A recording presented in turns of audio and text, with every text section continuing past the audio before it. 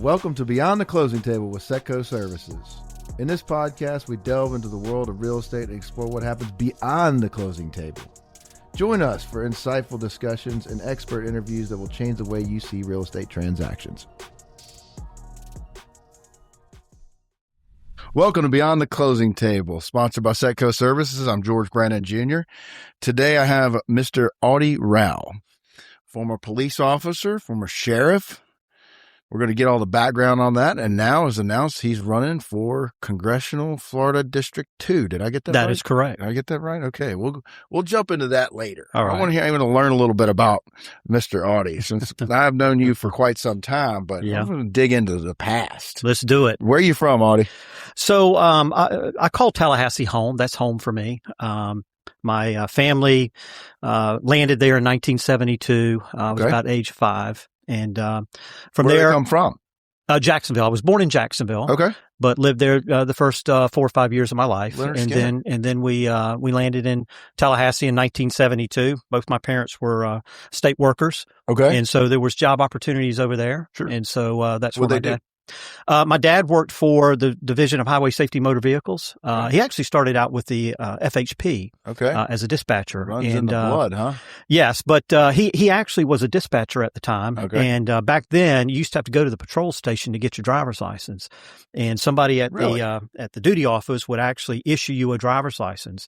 And back then, they'd actually issue a little like a 3-inch by 5-inch card that you would stick in your wallet, and that was your driver's license. So when they decided to create the actual Division of Highway Safety Motor Vehicles, where it was FHP, tags, and driver's license, he actually became one of the first driver license examiners in the state back in the early mid-'60s. This is like no pictures, piece of paper. No picture, piece of paper that they would issue you when you walked into the highway patrol station. Dating things a little bit, but it's way back. Yeah, okay. But he spent 42 years there. Really? Yes. Yeah. Rose through the ranks, did everything but be selected as director of driver's license. So he actually helped me a lot when I was in law enforcement. He actually helped me get a undercover ID one time when I was working Bison Narcotics, and helped me and my other folks get some ID. So, I called him Mr. Driver's License. Your dad's getting you the fake IDs. He could do it. He could do it. He knew everything about Most people try to get those for totally different reasons, Audie. But I got one for being in the Bison Narcotics section. So, So my mom worked for the Florida Department of Transportation. And so being in Tallahassee, everything was right there next to the house. Okay. She did just a little over 20 years there, and they both retired out in the early 2000s. How was growing up in Tallahassee? It's great. Tallahassee is just a wonderful town. So many memories, so many friends and family in Tallahassee. It's really quite overwhelming. I love the town. It's kind of a big, small town feeling. Mm-hmm. Even though it's growing, it's probably close to 200,000, maybe 230,000 people. But it still feels like a small town. You go there and I see people that I hadn't seen since third grade, and it's really, really nice. I really like that. I love what they've done around the football stadium, just that whole area, because it was first time I went over there many, many years ago. Yeah, it was kind of rough around parts of that stadium, but now they've cleaned it all up and they got all those restaurants and stuff. It's kind of neat. Yeah, a little different experience. And FSU, that's a big factor in Tallahassee. Sure. Government, college. Where'd you go to high school? So I started at North Florida Christian School in 5K. Okay. And I went, I did the whole ride, 13 years, and graduated in 1985. And then shortly after that, I went off to college for 1 year up in Virginia, Liberty University, but I came back shortly after that. Why'd you pick that? There was a scholarship opportunity to go up there, but sports? No, it was it was more related to, because I was going to North Florida Christian School. It's got a little bit of a story. Jerry Falwell. Okay. Come on. Well, Jerry Falwell was trying to increase attendance at Liberty University way back then. So he offered scholarships, and they were room and board scholarships. And academic scholarships. And so I got one. Okay. And was able to go there. But the out-of-state tuition, it was only for a year, but the out-of-state tuition was way too expensive for me and my family. So I had to come back. Okay. And then shortly, right when I came back, in about 3 months, I joined the Leon County Sheriff's Office and started my law enforcement career, went to the academy. They put you through the academy? No. Back then you had to sponsor you had to get sponsorship from the agency, but they didn't pay for it. You had to pay for it yourself. So really? Oh yeah. How much does that cost? Well, what are you, 20 right now, or 19 at the time. I want to say it was $700. Okay, but that included cheap as hell. Yeah, but it won't even cost. But the good thing about range days, and you burn through that. But the good thing is it included ammo. They even put that in there. It includes ammo. Okay. So they paid that $700 got you ammo. Okay, and they would give you a gun if you wanted a gun for the academy. I've heard of this sponsorship thing. Like, did people go like solicit sponsorships, or you said through the agency? Is there a way that they would get money to you somehow? No. So what would happen, and we're talking about back then, right? Yeah. So no, back then, if you wanted to get in law enforcement, you had to get sponsored by an agency, because you would go down to the academy and say, hey, I want to get my law enforcement standards. Well, they needed to do a background on you. But back then, the academy didn't do backgrounds. So you got an agency to sponsor you. They would do all the background information, say, okay, he's okay. We'll sponsor him through the academy, that, he's, not been arrested or anything like that. They're sponsoring, quote unquote, but not financially. No, not saying, financially. Okay, he's a good guy. We want him as part of our team. We'll send him to the academy. No, none of that. That makes a little none of that. So yeah, I went to the academy, got on with the Leon County Sheriff's Office, had a great experience there. Sheriff Eddie Boone gave me an opportunity to work there, and so grateful. I still see Sheriff Boone every once in a while, and I always tell him thank you about giving me that opportunity to start my career in law enforcement. And it was. Is he still serving, or is he done? No. He retired, I believe, in '96. Oh, okay. And he's still around. Yeah, he's like 87. Okay. In fact, I talked to him a couple of days ago. Sounds great. Awesome. Yeah, he's just a wonderful man, a big figure back then and even now around Tallahassee, Leon County. So what'd you start out? Were you like a beat cop? Yeah, just patrol. I did patrol. And it was a great experience for me. It was for me, I'm not a big guy. I wish I was 6'4", 240, but I'm not. So it was. You got a little fire in you. Yeah. So yeah, it was, me getting in this profession was challenging, to say the least. But yeah, I had a lot of fire in the belly. I really wanted to do this, and I had people around me that helped me. Particularly at the sheriff's office, a captain by the name of Dale Walker really kind of took me. You complimented at your retirement ceremony? I did. He was a big instrumental in my career, and really kind of giving me that confidence. As a 19-year-old kid, I know I lacked some of that confidence getting into the profession, but once I kind of got my feet rooted in there, things really progressed for me. Then in 1990, I went to the Tallahassee Police Department, and a lot of things changed for me then. There was a lot of maturing for me in law enforcement. What And do you again, mean by that? Well, learning how to handle myself, learning how to deal with people, learning to be safe, learning to handle high risk situations, those kind of things. Again, a little riskier in your younger age. Yeah, and again, you go back to those around you that helped you. And again, I mentioned another guy in my retirement by the name of Neil Williams, who he really matured me a lot. He taught me how to be safe. He taught me how to work investigations. He taught me to be aggressive, those kind of things. And you always, in law enforcement, you always tend to rely on somebody else a lot of times. You almost like that partnership, not so much like you see on TV where you're riding in the squad car together or the patrol car together, but there becomes a bonded relationship. And it's not always just one person. It can be several other people. I can think of several others that were really instrumental in helping me be a good law enforcement officer. It wasn't just me doing my thing. It was really those around me. Even through my time on the tactical team, the SWAT team, my time in Bison Narcotics, it really had to do with a lot of people around me. And I'm very fortunate that I had good people around me that kept me on the right track. And I never had to experience anything with any type of criminal activity or anything like that. I've never witnessed that. That was never internally. Yes. Nothing like that ever. Yeah. Never experienced any of that. And that was, large and partly because I was around the right people. It's just like being around your friends, right? Sure. If you're around the wrong friends, what's going to happen? Well, you train and you back each other up all day, 12-hour shifts or whatever y'all did. Yep. So what is a big difference between, in your mind, between you went from sheriff's department to the police department? Is there a big political difference there because of how people are the structure? Mhm. Is it? So just my experience, and you use the word political and people, and I literally spent just about half my time in a sheriff's office and half my time in a municipality police department. And people will say, well, shoot, that sheriff's office is so political. No. I would think it's the other way. It's the other way. The police department is so political. Because the sheriff's elected. Well, the sheriff's elected, but you would think that's politics, right? Yeah. But internally and how things are run, the sheriff is much more efficient. Things get done a lot quicker. The police department, and I don't mind saying this now because I firmly believe it. The problems with police departments today are not the chiefs. It's City Hall. Mm-hmm. It's city managers. It's sometimes the commission. When the Black Lives Matter stuff was going on, did you ever hear anything about a sheriff's office? Did you have a problem? No. It was always a police department, and it's not the chief. You know, if you think the chief of police is the chief of police, you're sadly mistaken.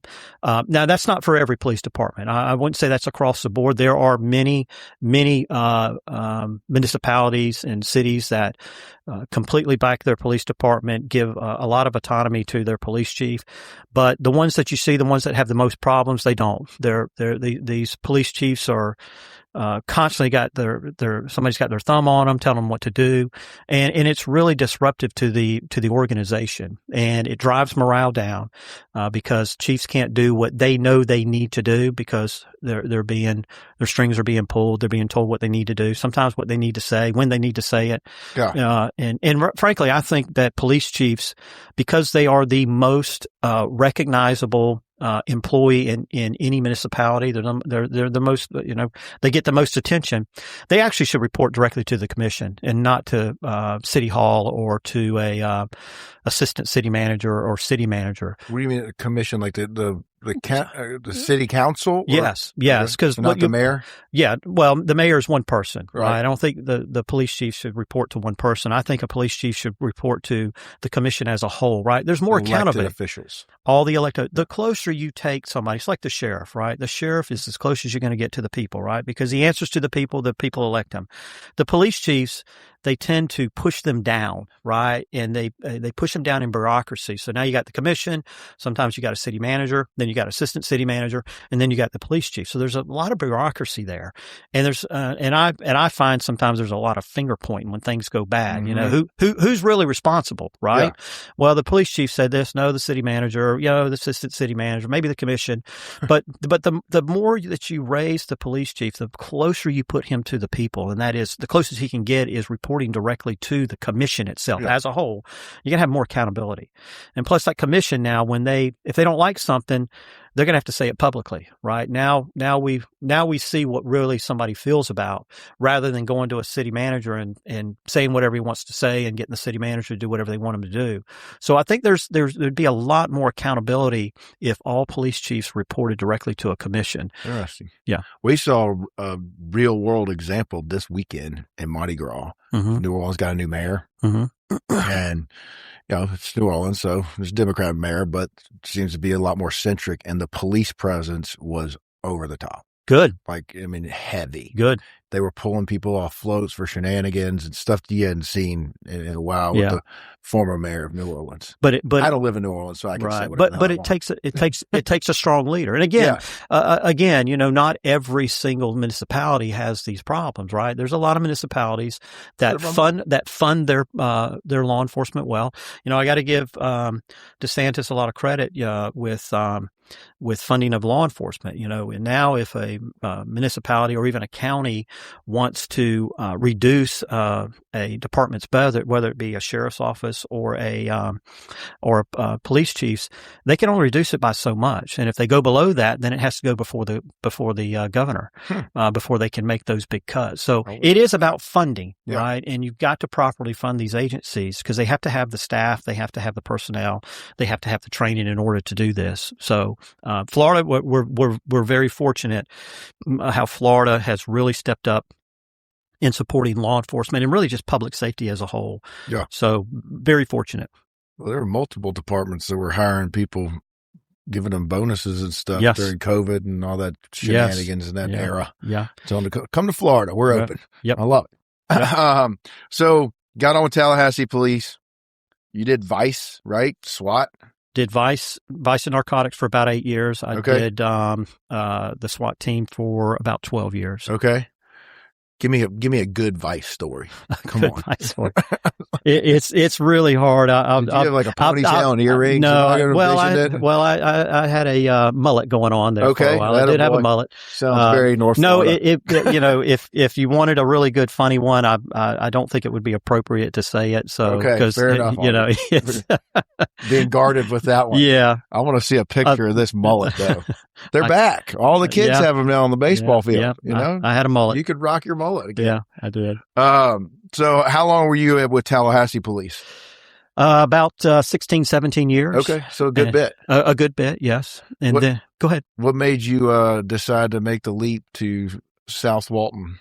The sheriff. So the sheriff, Mike Adkinson, used to work for the Tallahassee Police Department, and so we would see each other fairly regularly. And at one point, I remember we were having breakfast at a place called Jenny's Lunchbox. I remember it distincly. It's just one of those things I remember. It's at it was at right there at McDonald's, Tennessee, and the cross street escapes me right now. I'll think of it in just a minute. But anyway, Jenny's Lunchbox, well, Virginia as well. But we were sitting down there. We were around a table, and he says, "Hey, look, guys, I've got this opportunity to go be the police chief at Defuniak Springs. So I think I'm going to accept the position." And I was like, "Man, you're just going to leave us down here to rot, I guess." So what was he at that point? What was Mike? He was an officer. Okay, he was an officer. So with was me. he your boss at the time, or y'all just all buddies? We're all buddies. Okay, we're just all buddies. So he had an opportunity to go become the police chief over there at Defuniak Springs. And subsequently, a few years later, he ran for office. I happened to run into him again at a law enforcement function. I can't even remember why he was there. It was in Tallahassee. And we chatted for a little bit, and he said that he had to go through the general election. He felt confident he was going to win. And I said, "Well, that's great, man. Good luck, this, that, and the other." And then he subsequently won. And then I received a call about a couple of weeks later, and he wanted to know if I'd like to come over and work for him. And I said, "Well, can I live near the beach?" And he goes, "Yeah, you can live near the beach." Sure you can. I said, "Well, that sounds like a good idea for me." So I was one of, I believe it was 13 that walked in on day one. And really? Yeah, it was like 13. All guys from Tallahassee? No. There were several from around here, some that were not from around here. Okay. A couple from Tallahassee, but no, it was a mixture of some really good professionals, absolutely really good professionals that had a lot of experience. I mean, experienced people that had been in the business a long time, whether it was law enforcement, whether it was corrections, whether it was finance. He really put together a great team. Yeah. And that's what it took for us to come in and get this thing moving, and lots of changes were made. Mike has a great vision. He's a visionary guy, and so he has a knack for not worrying about tomorrow, but worrying about 5 or 7 years down the road. And so he implemented that vision. And if you just look at what the Walton County Sheriff's Office looks like now, it is not even close to the same agency. I want to say that when we walked in, I think it was, and I'm talking top to bottom, every single employee, civilian, everything. I think it was like 230. Now it's like 650. Yeah. Total. So, well, they've done a great job. Y'all, credit to you as well, done a great job managing the growth here. Yes. Because it's been very rapid and it's unique. Yes. And that you got a huge transient population that shows up 4 weeks out of the year and smashes our beaches with thousands of people. But, last year I want to say that Walton County serviced over 5.5 million visitors. Okay, and so that that puts a strain on law enforcement. There's a lot, but public safety, not just law enforcement. It put fire, EMS, law enforcement. It puts a strain on it. But the sheriff's office and even credit to South Walton Fire, they do a great job down here. Mm-hmm. I'm very happy with them. I wouldn't have any problem with them showing up at my house in the least bit. Well, I hope so. No, I'm That's not. Where you live? Yeah, Ryan Crawford does a fantastic job, and so. Sheriff Atkinson has really moved this agency forward, and it's going to continue to move forward as we see growth and new things come along, innovation, technology, those kind of things. North. And growth up north, on that corridor. So what did you start out when you came over here? Where were you? He put me in internal affairs, which I kind of joked about that a little bit. Yeah, I kind of joked about that. I said, "Hey, man," I was like, "Man, were you the bad guy?" I said, I spent a career trying to get around these guys, and now suddenly I'm in the middle of it.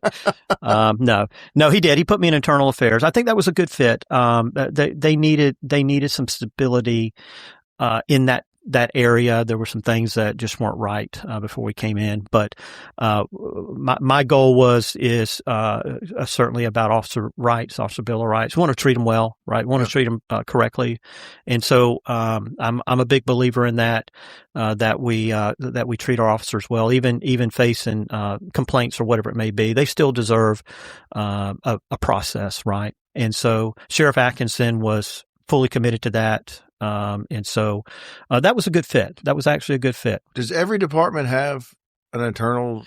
Well, you say every department, but if you got sheriff department as a whole, or Tallahassee, they all have their own kind of.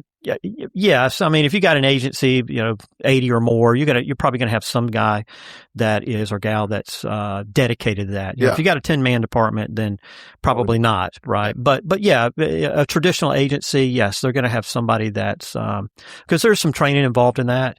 You got to understand the law. You got to understand officer bill of rights, those kind of things. And it can get a little tricky, but you just have to understand it. I watch too many movies. The internal affairs guys, they're always the a-holes. That's not always the case. That's not always the case. Yeah. I know you're not like that. No, it's really about being fair. And honestly, I mean, if you don't do it correctly, if you don't follow the statute like you should, you could get into some trouble for that. Yeah. So there are some safeguards there for the officer. So how long did you do that with? You're going to, I don't know, maybe 2 years or something. Okay. Were you on the street at all then? No, so I was inside. All internal. Yeah, all internal. Okay. And then after that, I believe, and again, I'm almost a little bit guessing because I've done several different things around there. So I am guessing a little bit. We're going to go through all this. When you started, did they even have a South Walton Annex? Yes, they had the South Side substation, but it wasn't as it is today. Yeah. Much different.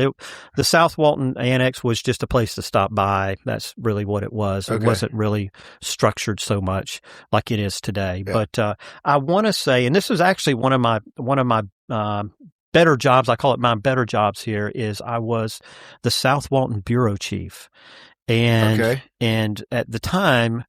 And we've been through several different changes, but at the time, we had a South Walton bureau chief and we had a North Walton bureau chief. So the Bay would split it, right?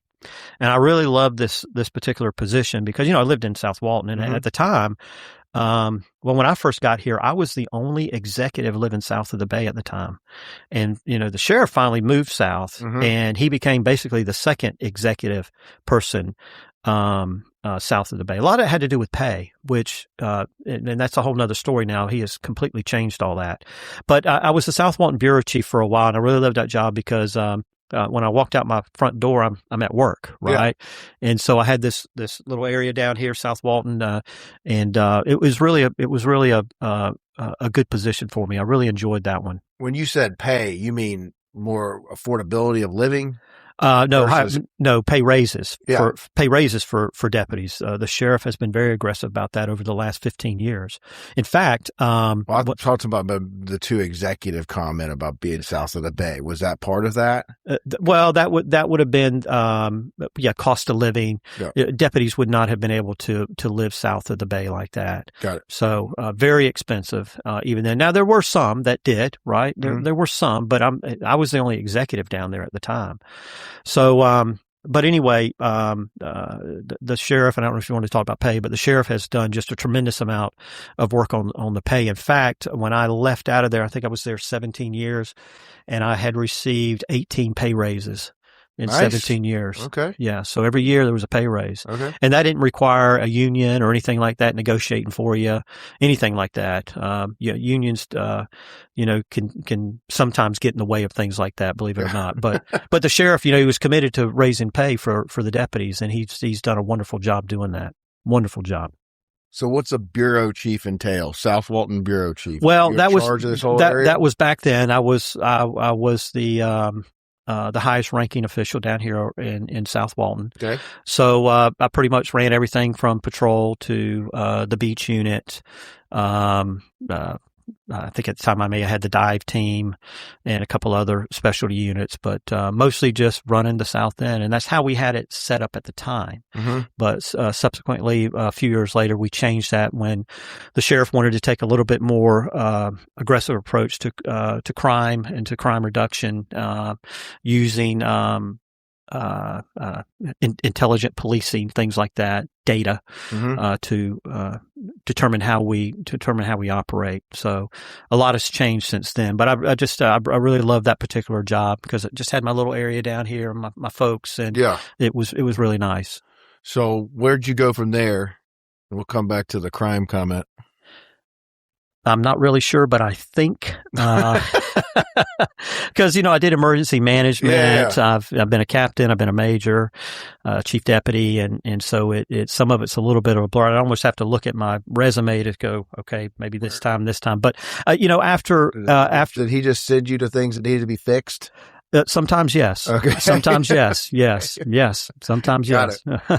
So and I didn't mind that. Yeah, and I didn't mind that. I mean, when we implemented our technology, our CAT RMS, our jail records management and all that stuff, mobile stuff, I was the project manager for that, and so that was a big change for the agency because it required massive changes of how we input data, how we take our reports, how we collect data, things like that. And sometimes when you make major changes like that, there's a lot of disruption. People don't like the change because this way was so much easier. Now we're doing it this way, and I don't like this way. Can we go back to this way? And I think the sheriff knew that I would, I'd let the negativity just roll off my shoulders, and we're just going to move forward. But again, it goes back to his commitment to getting it done, because without him and saying, I want this done, then it would never work. So no matter how hard I work or what I did, without his commitment, it said, we're not changing course. This is the way we're going, and that's the direction we're going to go. This is just a curious question. You talk about the crime. Was that around the time when Bay County shut down their beaches and there was all, we're going to go to Walton?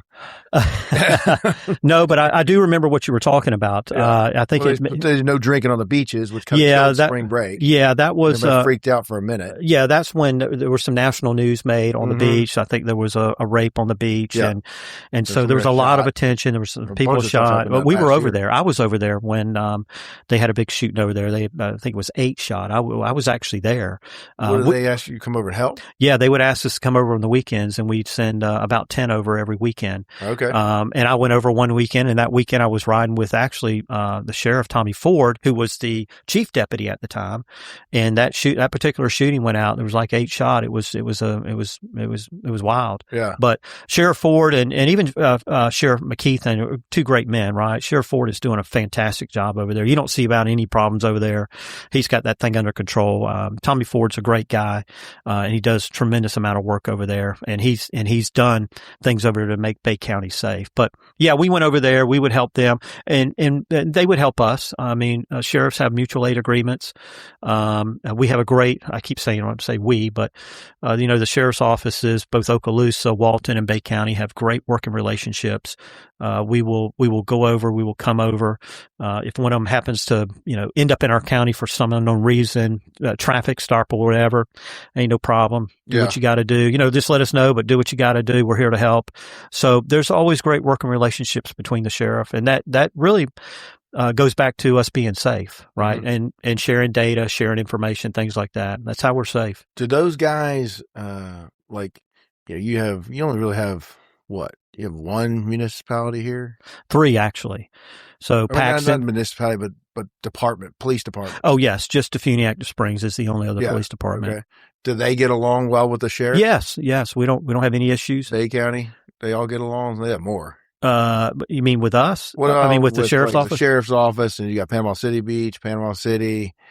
The sheriff's office primarily deals with the other sheriff's office. Now, I know Sheriff Ford over there has great working relationships with their municipalities. I would say Walton County doesn't have as much interaction, maybe a little bit more with Panama City Beach because it's so close. How's that work? As far as all right, you're a sheriff and you're I don't know, chasing somebody north of Defuniak and then you come into Defuniak, does the Defuniak Springs Police Department help you guys? Or you in a different jurisdiction? No. How does that work? So if you're talking about jurisdiction wise, the sheriff is the chief law enforcement officer of the county, right? So we can go corner to corner, no issues, no problems, whatever we want to do. Obviously, Defuniak is inside the city of Defuniak. That's their area of responsibility. They generally will stay within that. But, if they have to come out for whatever reason, if they get into a pursuit or something like that, we're not going to say, stop, you can't go. No. Keep going. We're going to join you and we're going to help you. If it meets our policy and you're chasing for the things that we will pursue for as well, then absolutely. We're going to just jump in the chase with you. That's just me watching too many movies. Yeah. Yeah. Okay, but one more. What if Bay County comes into Walton? We're going to get in it with them too. Come on. Okay. Yeah, let's get them. Keep everybody safe. Yeah, a lot of people ask me what's the difference, between the city police and the sheriff's office. Does the sheriff's office have more authority? And the answer is really no. It doesn't have more authority, right?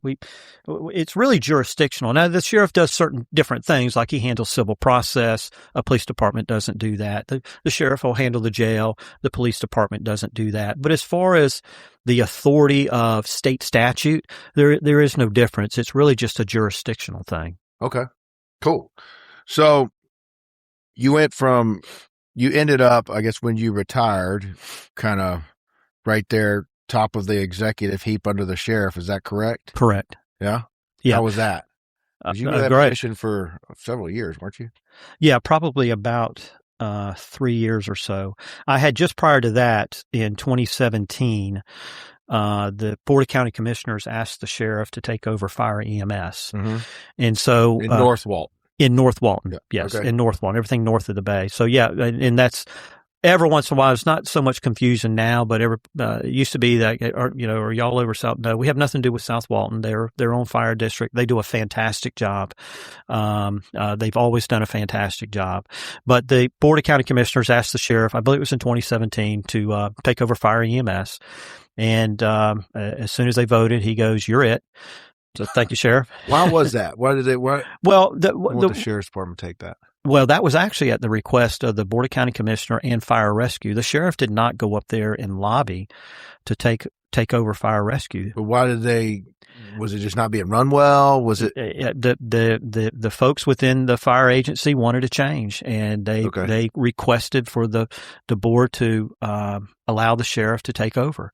That's the fact. The sheriff did not go up there and lobby. He didn't. I didn't know. He didn't. And some people think, he was just up there trying to grab more stuff. He was just doing what the Board of County Commissioners asked him to do. Yeah. And had they not done it, if they had not voted, we'd have went on with it. Yeah. I mean, we never would have seen it. But no, they requested to do that. So how was that different running that?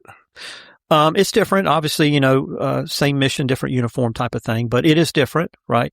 And the reason, obviously, that, I'm not saying just me, but, somebody was going to be over fire rescue was really mostly about culture of the agency and how a sheriff's office operates, because it is different. It's much different than maybe the way a county operates or a police department operates. So it was really about just getting them to understand the culture of the agency. It was never intended to be long term, like they were going to have a emergency services director, law enforcement, gun-toting guy over it. And then subsequently, after a couple of years, then they found somebody more along line fire rescue to kind of be that emergency services director. So the plan was always just to get them acclimated to the agency, understand our policies, understand how we operate, understand how our budget operates, what the expectations are, those kind of things, because there was going to be change, right? Yeah. And we were going to ensure that we made the right changes within fire rescue. And so I think it's worked out beautifully the way. Is it still under the Sheriff's Department? Yeah, it's still under the Sheriff's office. But they've got kind of their own director that enters to the Sheriff? Yeah. It reports up to through the undersheriff and to the sheriff. But yeah, there's now more of an emergency services director that's more in line with fire rescue, which is what I think is appropriate. Yeah. Well, you also, how many more people did that add to the sheriff's department? Yeah. At the time, I think it was 130, and now it's got to be 160, 170, maybe 180. I mean, it's grown. Yeah. It's grown. Well, it's getting busier north of here. It is getting busier. Yes. And growth. Freeport is growing. And I tell people, they're not even asking for it. They're not advertising, and people are coming to Freeport. Yeah. Well, they can't afford to live south of the bay, and it's still, I guess, affordable is relative these days. Yes. But, so Freeport doesn't have their own fire No. or police, right? They used to. But it got absorbed up under the county before the sheriff's office got involved. They got absorbed up under the county. Okay. But they still have a municipality. They still have a municipality. Walton County the fire rescue was born out of volunteer units. There were volunteer units all over the county. Yeah. And then they eventually came together. Okay. Interesting. Did you know that? Volunteer units. Yeah. Abby grew up here. Yeah. There's still some of those buildings out there. Yeah. I know we were storing some engines and stuff like that, and some old volunteer. And actually, even some of them got converted from a volunteer station. And, they added on, prior to the sheriff's office, they would add on sleeping quarters to almost like a shed. And now you have a thing. That's what they had to do. But that was way back, that was way back. But they were doing the best they could at the time. So how was, when did you become kind of under sheriff? Was that pre-COVID, post-COVID, during COVID? I think it was around either 2020 or 2021.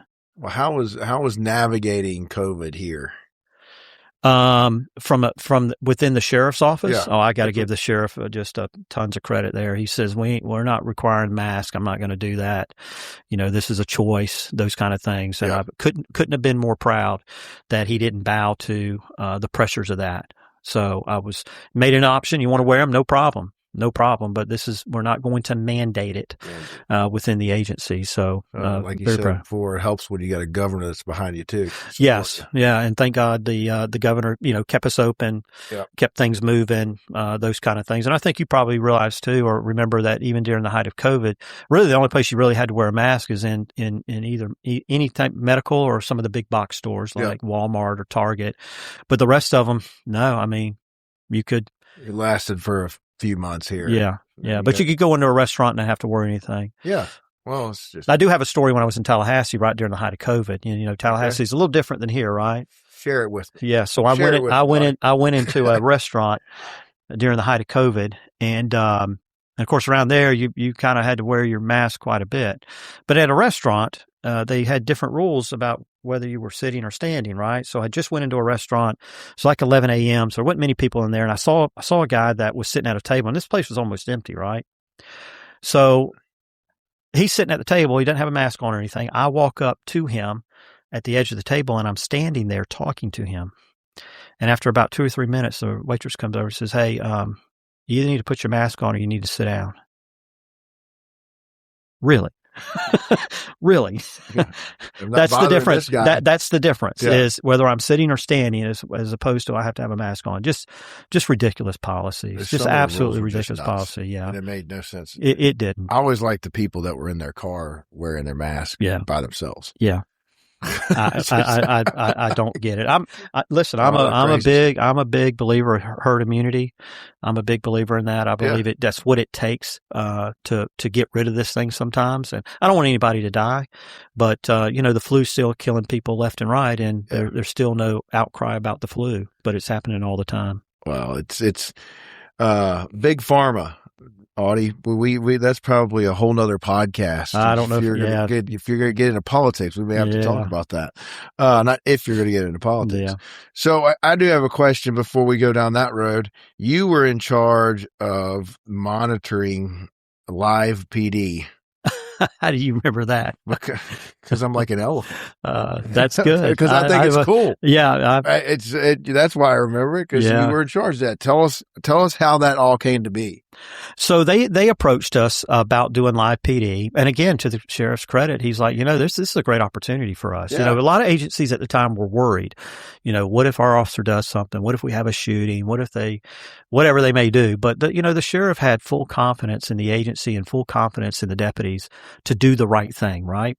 And as as well as I did as well. It didn't scare me that they were going to put a camera in a patrol car. Now, they say live PD, and really by contract, it's what they call almost live, right?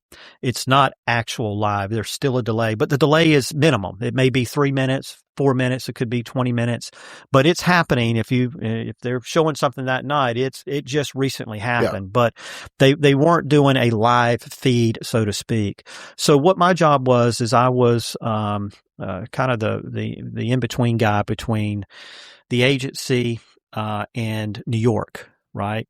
So, or I should say between the field, the producer in the field and New York. I was kind of the go-between. And what I would do, a producer and a cameraman riding with them? Yes, they would have a producer and a cameraman riding with them. Generally, the cameraman sitting up front, the producer's, in the cage, back seat, riding around. Yeah, that's what escort. Yeah, escort. So I was, I was kind of the middle guy there to, in some sense, approve things, right? So I could watch what was happening a little bit live, right? And if I saw something that I didn't like or I didn't want to go out, I could call New York and say, hey, look, let's not put that out for whatever reason it may be. Let's not put that out. The fortunate thing is I never called New York. I never called them. I never called New York and said, hey, I don't like that, or let's not do that, or never. Yeah. Never had to do it. So it was actually, like I said, it was an opportunity, a recruiting opportunity, getting our name out there, seeing what we do, see the type of equipment we have, the type of people we have. So it was actually, for us, it was a good experience. We didn't have a bad experience with it. Well, it seemed like an interesting pick at the time because it was pretty, y'all were like the second season, right? Picked up. Yeah. And so then we pretty new. And then we had Uncle Billy. I don't know if you remember Uncle Billy. Yeah. It's, what happened to Uncle Billy? He's a character up in the North End. If anybody watched Live PD with Walton County, they'll know who Uncle Billy is. Well, I didn't watch all of them, but I must have missed that. It was he was a character. He was an actual character. Redneck in a trailer up there barking at people. Yes. Okay. He was a character. He was a character. Well, I was saying it's an interesting choice. Walton was an interesting choice because it's not a huge city. Right. This is a very safe place. Yes. Thanks to you guys. And we want to keep it that way. But you also, like you said, recruiting, and these guys are doing this every day. And it's sad that you have the perception of being so gun shy of the lawsuits and everything else, and you don't want it on TV. Yeah. When I used to watch the cops all the time. Right. When I was younger. Yeah. It was great. Yep. I watched it too. Yeah. Somebody gets tackled on their front porch because they're doing something naughty. It's awesome. Anyway, I'll move on. So was that, how did you get put in charge of that? Did Mike just select you to I be the video watcher? I don't remember exactly how I almost want to say, no, I take that back. I did have somebody call me that was in the TV industry, and they contacted him. And I want to say they asked him about, do you have any agencies in Florida that you would recommend? And he said, well, I know some folks over in Walton County. Now this is coming back to me. And so he called me and says, hey, there's an opportunity, a new show called Live PD. I gave him y'all's information, thought y'all would be a great agency to utilize. And subsequently we got together, we talked, and they liked it. And so awesome. we went off. So yeah, I didn't see ton of stuff south of the bay, but I do recall a couple DUIs. I do remember somebody, even back then on social media, somebody posted, said, hey, don't be out drinking tonight. Live PD is going to be down, in South Walton, and you don't want to get caught on camera. I'm not kidding you. There were some people concerned. That'd be just my luck. I get pulled over and the guy's got a camera. I'm like, okay. Yeah. And we had some really good officers do that. They were a great representative for us. Great representation for us. Yeah, I don't remember anything bad. No, there was no. And it was entertaining. Like you said, it's kind of good marketing for the department, good marketing for the area. Yeah. You see how safe and everybody, this place is pretty special in the fact that it is pretty dang safe. All right. So then you were under sheriff up until your retirement, chief deputy, up until your time. So that's all things pretty much sheriff department. There you go. Right? You're right. Okay. Great career. Yeah. I don't regret a minute of it. It was very good to me. Yes, I miss it. I miss the folks involved in it. I miss some of the camaraderie, the relationships that were built. They're things that I'll never forget. So a great career. So career. No good, funny spring break stories? Good, funny spring. There's so many. There's so many that we could go through a list of them. I did. I wanted to ask you about that because you had shared with me in the past, and we talked offline about the crowd management in Seaside. Oh yes, you just move the teenagers. Oh around yes. with your cars. So one of the things. Quite frankly, I just got tired of it. I got tired of what I call crowd management, where they'd gather up, and we're out there huddled around them like their little personal security. And the problem is when teenagers get together like that, they get a little bit of the mob mentality, especially when the sun starts going down, it gets dark, and so that's when really the problem starts. So I was like, I'm tired of crowd management. We worked with Seaside and said we need to keep these kids dispersed. It's an old war tactic, right? Divide and conquer, and it worked. And so we wouldn't allow them to gather up. Seaside was very receptive to it, and it really took that cooperation with Seaside and that private property to do that. We couldn't have done it without them because it's their property, right? And so they can allow whatever they want to allow. But they realized too that, as I put it, do you want 400 kids in Seaside, or do you want 100 families of 4 in Seaside? Right. It's a big difference. And, you talk about economics. A bit of money. 100 families of 4 are going to spend way much more money and cause a lot less problems than 400 kids. Did Seaside make the decision for the curfews? Because last year it got all the way to 6 o'clock. Again, that really depends. That's a cooperation thing. I wouldn't say Seaside just arbitrarily said that. There would be discussions between the sheriff's office, between Seaside. What is the best? The sheriff's office would not demand, a curfew. It would always be an ask. And of course, Seaside is going to say, how can we help you? What do you think is best? Yeah, and they're looking out for their best interests as well. But it's a cooperation thing. There's no one person really driving it. Well, they have a responsibility to their homeowners, and sure, to make sure that area is safe and there's not just silly destruction. Yep. The Atlanta spring break, I think it started at 9 o'clock, and by Thursday the curfew was 6 o'clock. Yeah. Anyway, all right. So you retired last year? Yep. Last year? Yeah, that's right. Time flies when you're having fun. 2026. And then had a little stint with St. Joe, helping them out with some of their security. Is that right? Yep. Yeah. Risk management. Was that fun? Yes. Different. You enjoyed? Yeah. Different. Yeah. But, yes, it was a good transition for me at the time. Okay. Very good transition. And now what are we doing? So with Neil Dunn, indicating that he is not going to run, right? I knew that if I jumped into a federal campaign, I'd have to do it full time. There was no question about that. That was always the plan. I would have to do that. There's no way I could sit in an office doing some work and realizing I need to run a federal campaign. So once Neil Dunn made the decision that he wasn't going to run, then I decided I was going to jump into this. The 2nd Congressional District is a big district. Tell everybody about that, because it's massive. It is. It's about 16 counties, and it starts in Walton County, 331, but Walton County is split.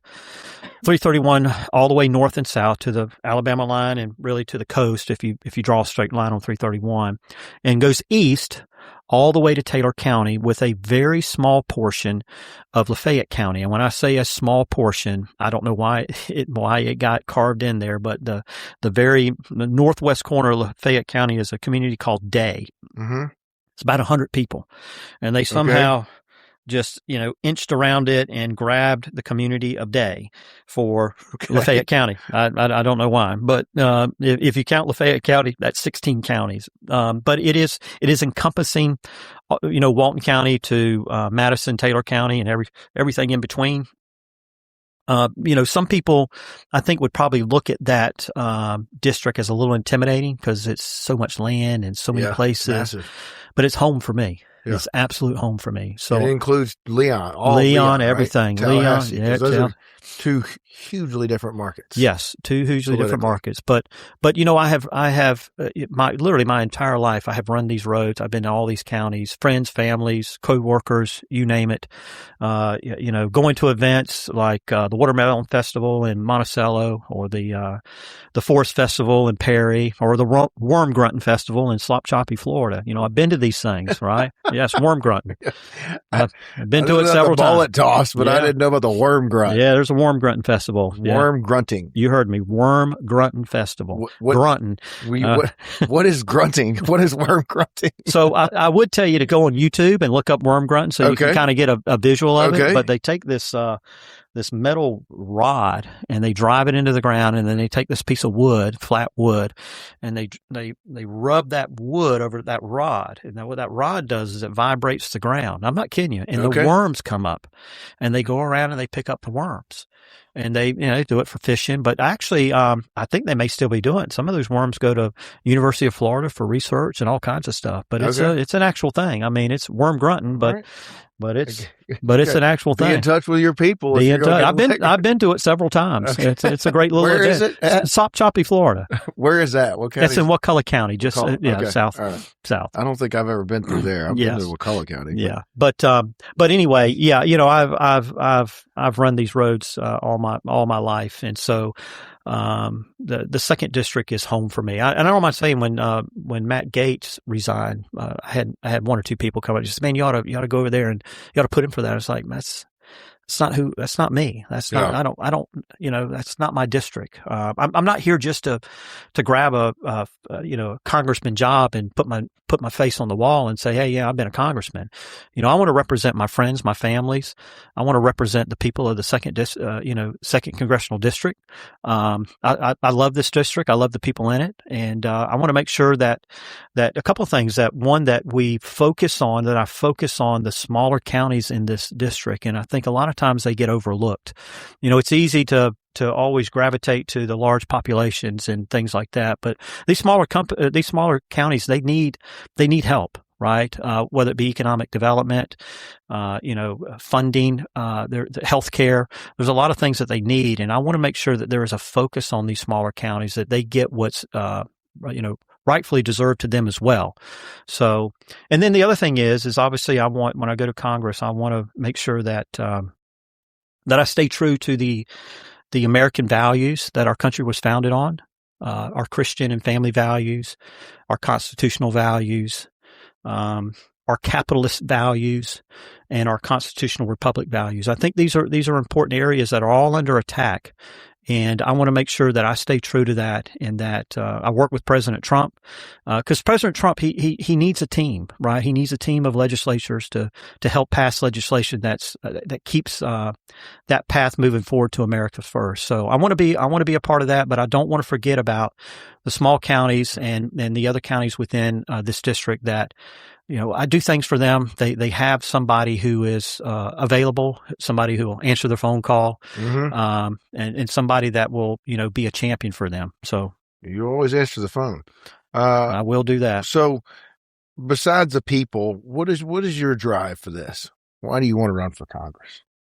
Well, I think that's kind of it, is that I have a love for this district and the people in it. And I want to see that, again, that I'll give you an example, like Liberty County. I was talking to the sheriff over there in Liberty County, and he said, about 85-90% of all land in Liberty County is owned by the state and federal government. So what does that mean? It's not on the tax rolls. Mm-hmm. Now we have this push to eliminate homestead tax, right? Homestead tax, right? Which I'm all in favor about. I love the idea, love to see it pass, but probably in Holmes County, 90 to 95% of all the homes there are homesteaded. So now what are you going to do for funding? How are you going to fund public safety? How are you going to fund roads and things like that? So those are the kind of counties that I want to make sure we focus on, to say, we want to make sure you get this funding, right? However we do it, right? Whether it's through federal, whether it's through me using whatever influence I can at the state level, to say, we need to make sure some of these counties are properly funded so they can have this. And as well,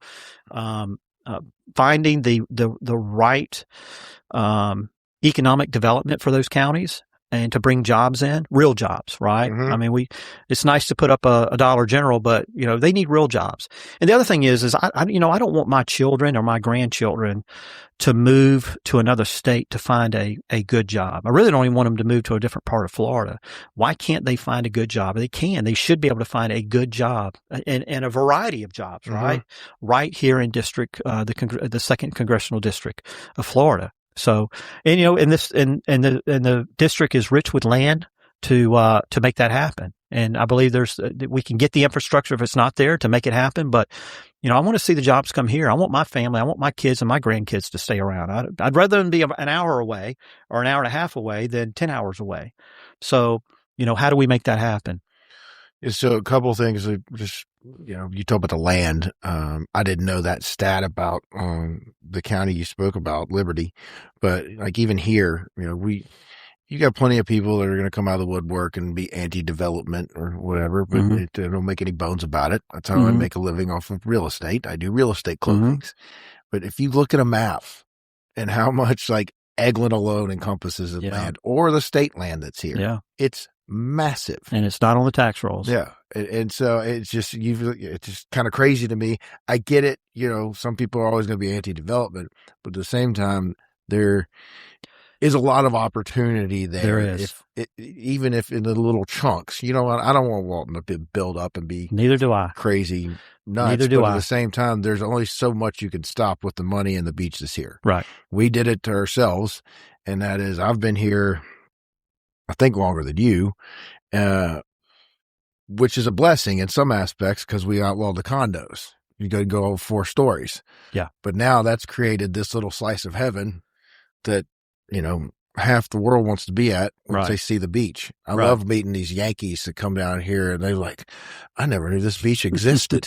I'm like, that's because we used to just be a little, I call the SEC, a drive-to location. So you mentioned the tax thing. Since you brought that up, do you have any thoughts about how, if you did get rid of homestead tax, how would you supplement that?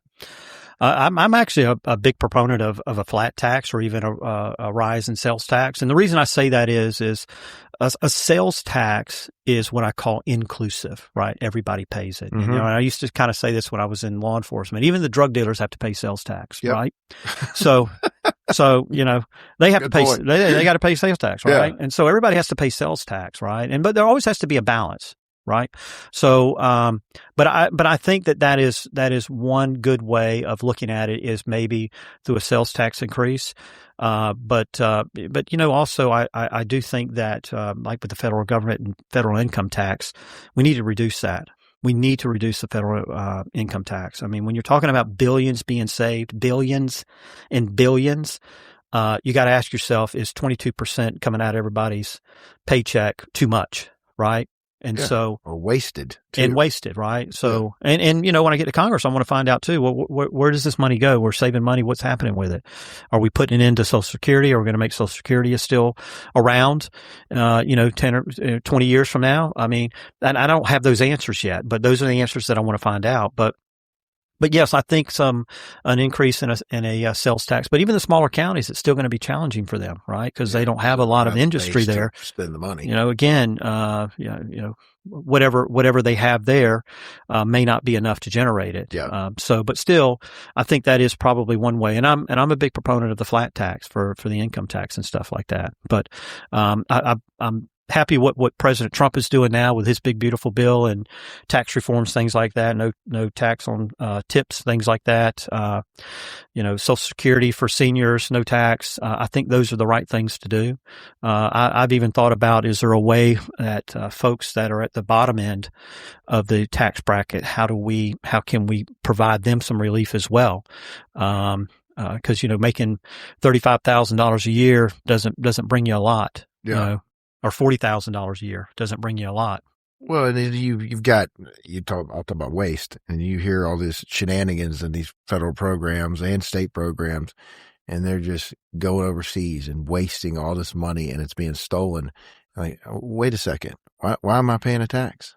And whatever that percentage bracket is, right? And they're pissing us away all over here. It's crazy to me.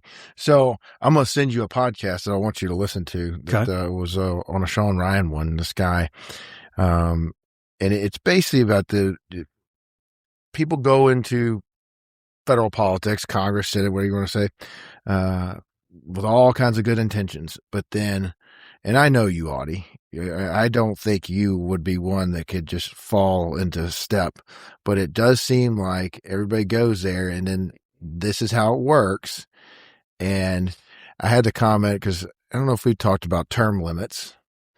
I know Rick Scott ran on that, and I think that's the only way you're going to fix a broken system is term limits, but that would require everybody to vote themselves out. Yeah. And, that the comment was made to me recently, getting to engage somebody in a conversation. Well, then all the aides would just run Washington. Mm-hmm.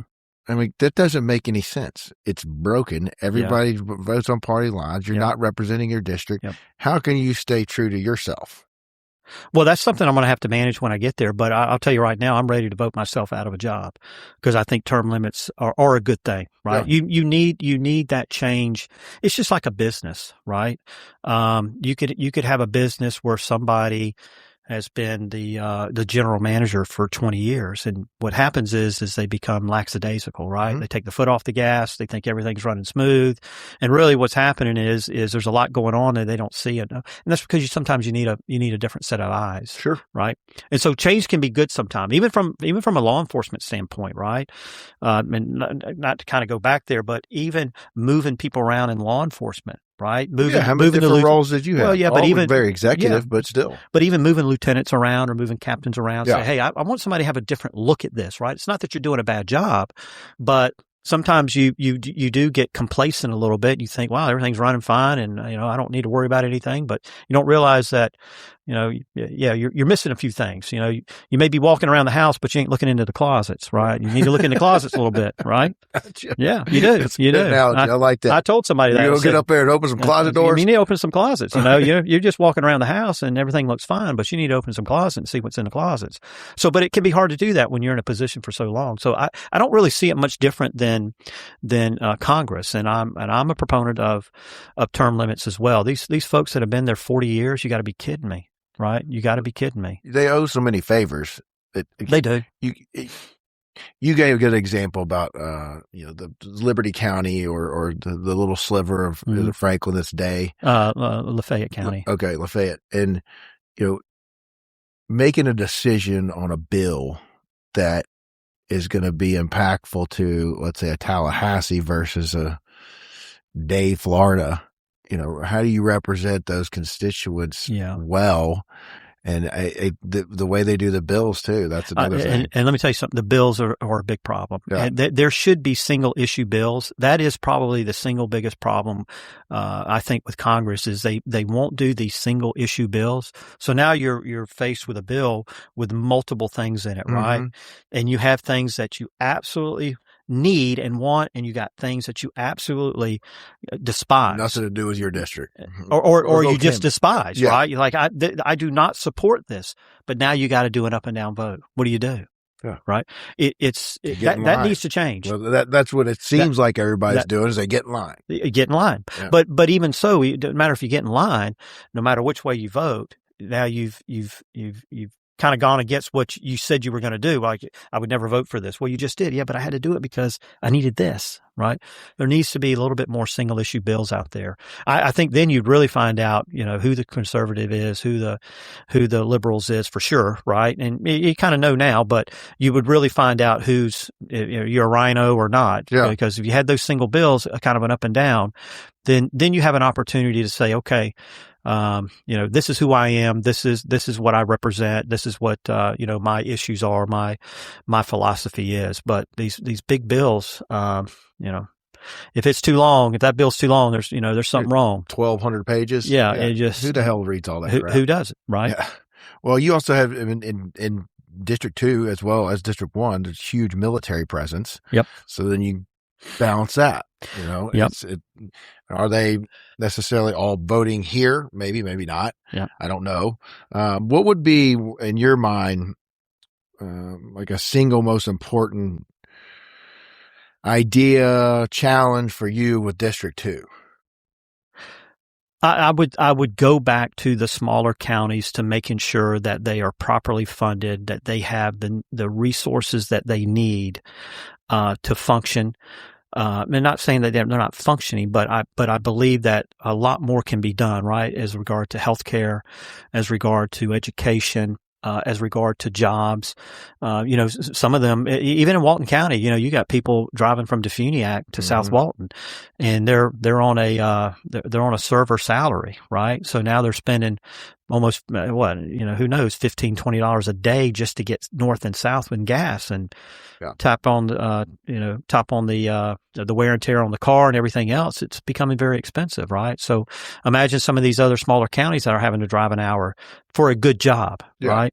So we just, those are probably some of my main issues with that. As always, with the national issues, the healthcare, the taxes, immigration, things like that. Yeah, I'm going to be a big supporter of President Trump and his vision for America First. But I want to make sure that I don't lose focus, that I am a representative of the 2nd Congressional District, and there are citizens down here that need help, and they just want somebody to represent them. They want somebody to, again, answer their calls and speak up for them and be there for them and things like that.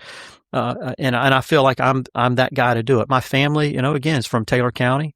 It's a small county. My dad was born in a house in Iddo, Florida. What? Yeah, you heard me. Iddo, Florida. IDDO, Florida. Okay. Right. He was born in a house in Iddo, Florida. Okay. Right. And my family has lived in the North Taylor County area for 6 generations. I'm a 6th generation Floridian. So I understand, some of those struggles. It can be very difficult, and especially when inflation rises and their salaries don't. It's an impact. Yeah. It's an impact. Would you say that district is predominantly red, more Republican, except for what, Leon? Leon, Gadsden. Okay. Specifically, they're probably the most. Tallahassee side? Yeah. Gotcha. You are running as a Republican. I am running as a Republican. I was Trump several times. I didn't want to presume, though. No. And even when I was in Tallahassee, I was a registered Republican. Yeah. Well, it's pretty. I'm not even going to pretend to understand the gerrymandering and all this stuff that everybody's suing over with the maps, but I don't think that's that bad here. Well, it used to be until Neil Dunn got elected, because they had a district that ran the north side of Gadsden County and Leon, and it was just some weird stretch of land that they carved out. And so when they did away with that, they really just encompassed everything. There is nothing. I mean, it's just one district. That's it. There's nothing in between. Do you get you a little economy car? Because it sounds like you're going to be doing a lot of driving. No, I'm going to drive my old Ford F-250. Okay. 6.0 diesel. Well, some of those rural counties, it'd probably be better to pull up in the F-250. Well, that's just what I have. Yeah. Well, it's just, you're going to be a road warrior, I think, in the next few months. I am. That's a lot of driving. I am. People don't realize how big that area it's is. Huge. But again, it's one of the largest counties. I know it's only half, but land mass is one of the largest counties in the state of Florida. It is. And then you go the east way, that equates to a lot of driving. But again, for me, it's home. It's not, it doesn't intimidate me at all. I'm ready to drive it all. So anything else you want to comment on about this adventure you're just took on? Well, those listening, obviously, I would love your support, love your vote. I'm here to represent the district. And, again, I just would appreciate your support. Awesome. That about get us all? Yes, sir. Okay. Thank you. I appreciate you. No, Thank you so much. You, Audie. Thank you, George. Thank you for coming on. See you guys.